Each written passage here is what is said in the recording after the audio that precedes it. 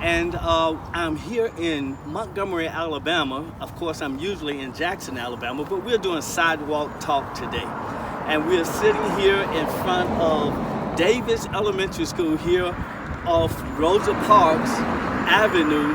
And I'm here interviewing a dear friend that I met a long time ago. And we just ran into each other just lately. And this is the Think Big man. He's in charge of the Think Big Impact Ministry. And we are interviewing him today. I want to introduce him to my audience out there so you get a chance to meet this fantastic person who has really been about God's business in the community for years. Ladies and gentlemen, put your hands together and just bring Brother William Levi Gailliard to our stage. How you doing, brother? Doing real good, Anthony. Doing real good. You, man. This is a real blessing if I've ever had one in my life. Okay.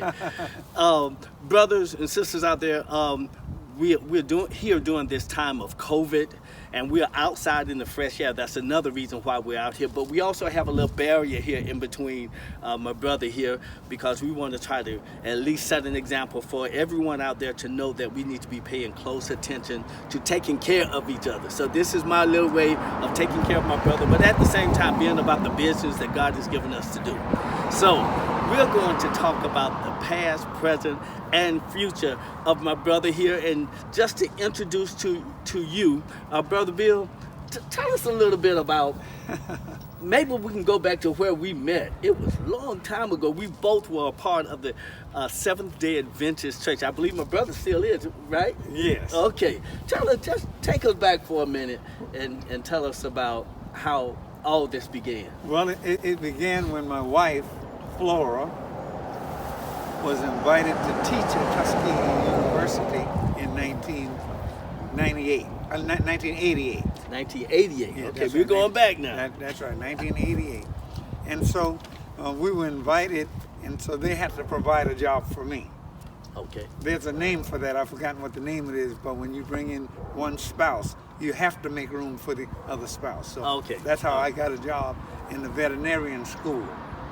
Oh, okay. That's how I ended That's up with that job. Okay. But I lasted in that job for 1 year. Okay. That was not my calling. When that 9 months was over, I was ready to, I'm out of here. This is not who I am.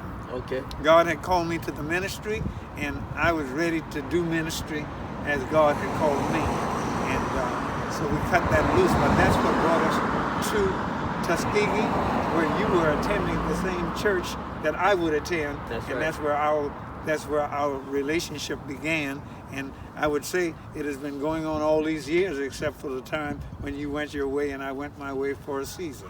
That's right. That's right. So you're saying that was in 88. That was in 1988. So I believe I had already been living in Hurtsboro, Right. Hurtsboro, Alabama, because a dear brother that is gone now, Brother Lawrence, That's is right. one of the young men who taught me a whole lot of things about the Bible, Right. and brought me into the well, he didn't bring me into, I was already there in the Adventist church by then, but he was able to teach me so much more then. That's right. And so I had started this ministry called Copy M. Right, I remember that.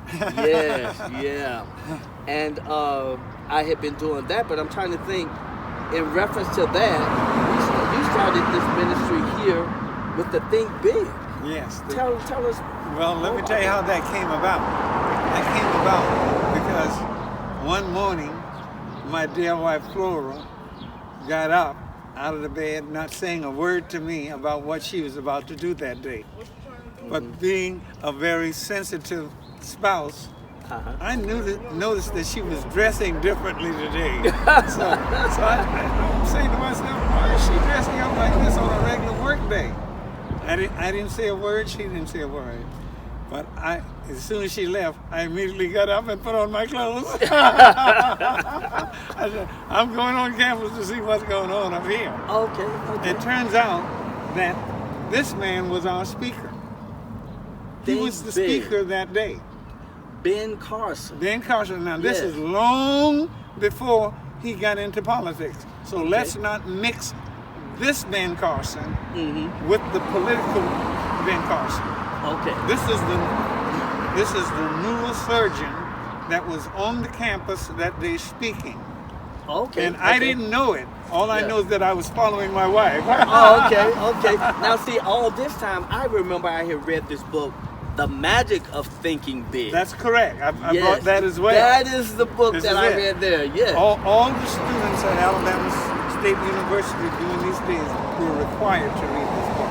And evidently, so I had read it before. Right, exactly. I read it again at Alabama State when I was doing my master's degree there. I read it there, and now I'm putting it all together. That's right. Now, actually, these are my books that I've been studying for years, along, hold this book right up here. Oh, yeah.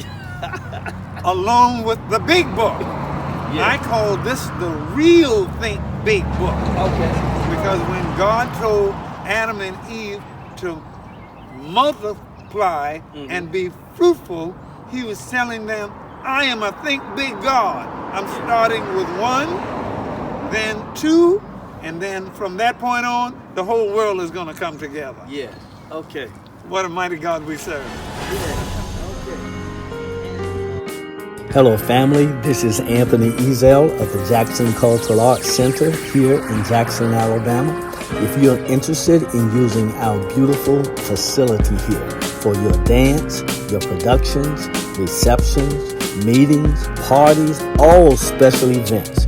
If you're interested in having your next special event here in our beautiful facility, please get in touch with me at 251-709-1123. Thank you. Look forward to seeing you.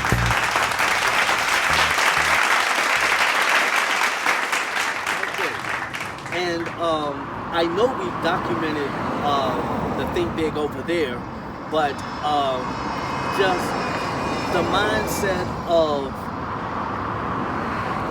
thinking big for my life. Yes.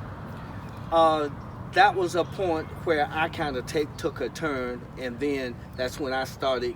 I had already had my BS degree, Right. and then when I started working with you, we would go out into the areas like where we are now, right? Exactly. Can you just kinda, in the neighborhood. Yeah, tell them more about the work that we were doing Right. on those streets, going from door to Door door. to That's door, what I remember. trying to get people to understand that there was hope and they could do better than they were doing. And if they wanted to know more about God, we could share more about God with them. But the truth of the matter is that we wanted people to know that Jesus is the way, the truth, and the life. We wanted them to know that. And we went from door to door because we believed that that was our responsibility to go and take the gospel to the world, not sit in the church and wait for the world to come to us. And that's why we went and took it to them. That's why we was out there. Some of the greatest friends and success stories that I have today are from those days when we went door to door. Yes. When the people weren't looking for us, we just went door to door because Jesus gave that great commission. And when you have been born again, when you yourself has been rescued, guess what happens?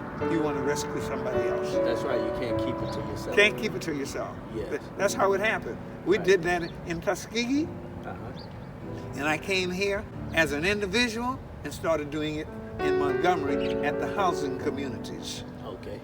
There were about 8 churches that came together, mainline churches like Presbyterian, United Methodist, those are mainline churches. The STEP program. That's right. They came together and says, we are going to work together to reach the people in public housing. Yeah. And there were 8 of them in Montgomery. Mm-hmm. When they came to the Montgomery housing, when they came into the Montgomery housing communities, they discovered that I was there. Okay. They came back and said, man, we ran into a fella that's already doing the work. what we are talking about doing. Right. They met and they said, look, why don't we hire that guy to work for us? Okay. Well, God moves in a mysterious way, and that's why I love that text in the Bible that says, for we know that all things work together for good to them that love God.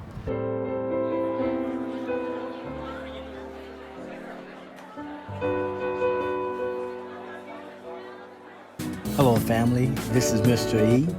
If you would like to support the works of Mr. E or any of Ezell's productions, you may make your donations at Cash App. You will use $EKUFIE, EKUFIE, or you may make your payments through check or money order made out to Anthony Ezell or to Ezell's Productions, LLC. That address is P.O. Box 492, Jackson, Alabama, 36545. Or you may contact us at the phone number of 251-709-1123. Thank you.